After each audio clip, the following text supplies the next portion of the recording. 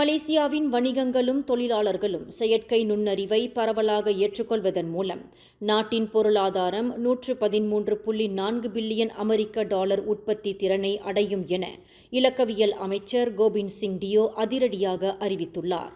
ஷங்காயில் நடைபெற்ற உலக செயற்கை நுண்ணறிவு மாநாட்டில் பேசிய அவர், AI திறனை நன்மைக்கான சக்தியாக நிலைநிறுத்த உலக நாடுகள் இணைந்து செயல்பட வேண்டும் என்றார்.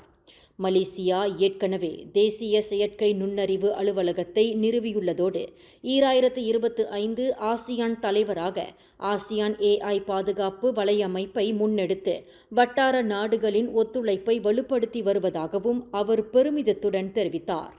AI உலகளாவிய வளர்ச்சியை துரிதப்படுத்தும் என்ற அவரது உரை தொழில்நுட்பத்தின் மூலம் சிறந்த எதிர்காலத்திற்கான நம்பிக்கையை தூண்டியுள்ளது. இந்த செய்தியை உங்களுக்காக வழங்கியது அருண் மசாலா. 1983 ஆண்டிலிருந்து தரத்துடன் தன்மை மாறாத அறுசுவை சமையலுக்கு அருண் மசாலா. மேலும் செய்திகளை தெரிந்து கொள்ள கீழே இருக்கும் பெல் பட்டனை அழுத்துங்கள்.